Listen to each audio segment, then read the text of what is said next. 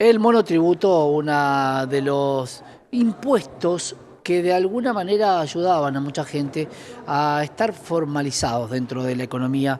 Santiago Sáenz, tributarista, está con nosotros.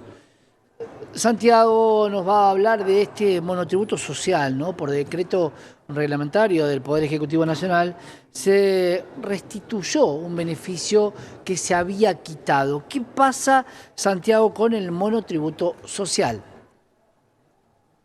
Hola Tocayo, ¿Cómo ¿cómo estás? estás? ¿Cómo va todo bien?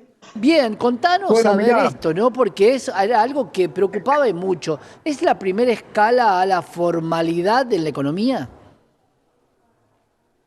a ver, yo tengo mi opinión particular, ¿no?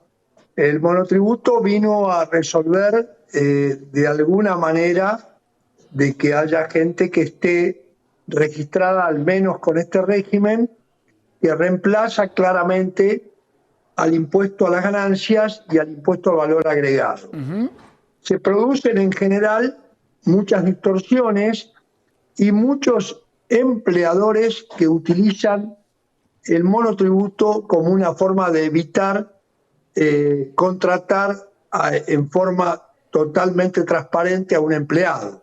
Claro. Con lo cual, no es la solución definitiva, es algo que se ha hecho muy popular y de alguna manera creo que resulta interesante para muchas personas. Acá tenemos que hablar de lo que es las prestaciones de servicio y lo que es la venta de bienes.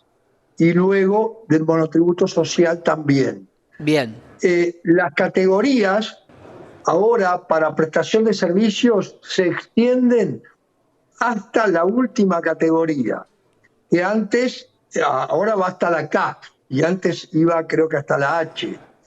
Entonces, eso también es interesante porque los montos se han incrementado mucho, pero no solo los topes de ingresos y el monto de alquileres y los kilovatios de energía consumida tienen que contemplarse para saber si uno está encuadrado dentro del régimen, sino también hay que saber que los montos del pago de la cuota que compone la parte impositiva y jubilatoria y de obra social también se ha incrementado en gran medida.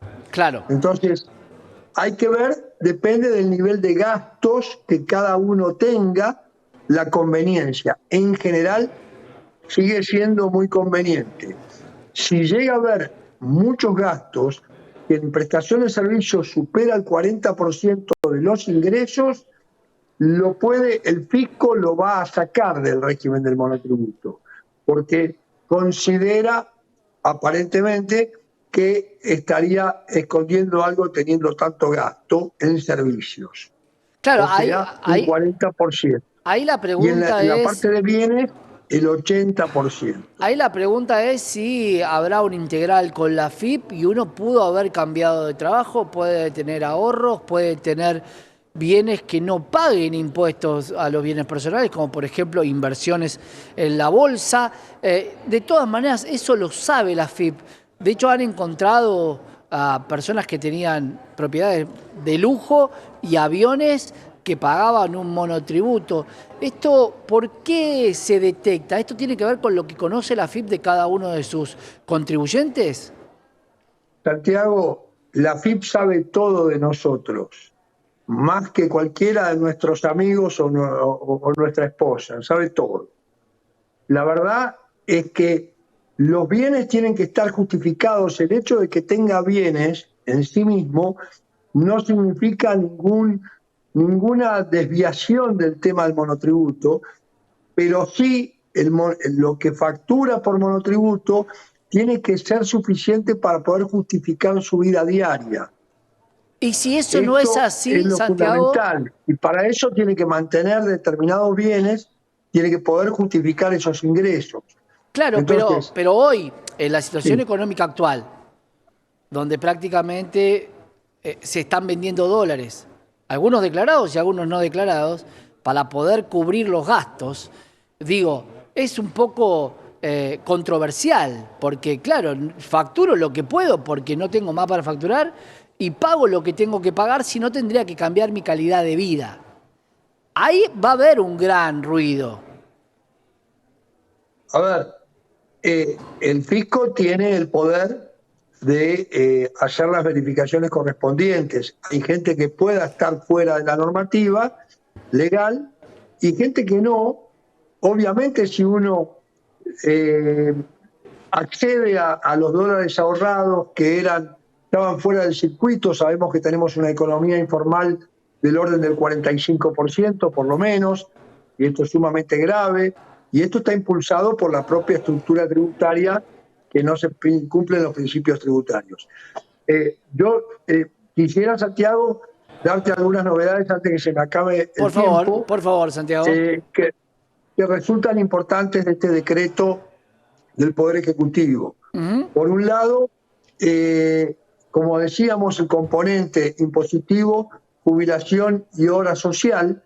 El componente impositivo, hay mucha gente en el monotributo social que no lo pagó porque la ley decía que, digamos, sin embargo, la ley decía que había que pagarlo. O sea, la ley, el Congreso no avaló esa exclusión. Sin embargo, son 3.000 pesos más o menos en la categoría A. Sin embargo, el Poder Ejecutivo, a través de este decreto, permitió nuevamente la exhibición de ese componente impositivo en el caso del monotributo social. Ahora, otra cuestión a aclarar muy interesante es la relativa a los alquileres de inmuebles. Cuando una persona tiene solo ese ingreso exclusivamente y tiene hasta 2 inmuebles alquilados, que reciba hasta 510.000 pesos de ingresos por alquileres y los mismos estén con un contrato que esté inscrito en AFIP, no pagaría impuesto de monotributo y le darían la categoría de monotributista, pero sin abonar ningún impuesto, justamente porque está planteado en este decreto 616.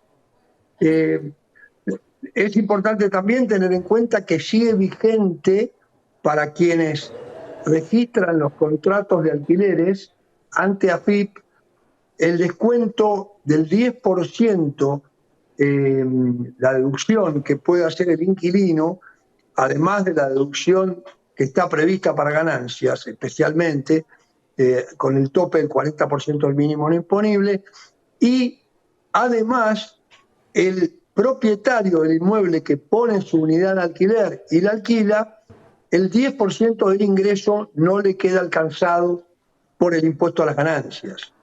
Esto es para recordarlo, y también el hecho de que antes cada inmueble se consideraba una actividad, y eso a muchos contribuyentes que tenían algunos pequeños inmuebles alquilados los dejaba fuera del monotributo. Claro.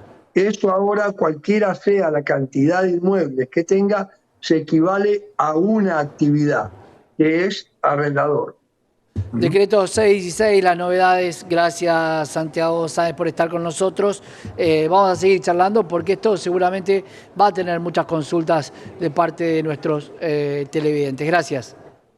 Sí, estamos con muchas más consultas por el tema de ganancias también en esta época que está tremendo. Y no olviden que el viernes 9 es la fecha de vencimiento de recategorización de monotributistas. Importantísimo. Viernes 9, recategorizar monotributo subió mucho. Lo que pueden facturar posiblemente puedan bajar de categoría y adecuarse. Gracias, Santiago. Exactamente. Gracias por estar con nosotros.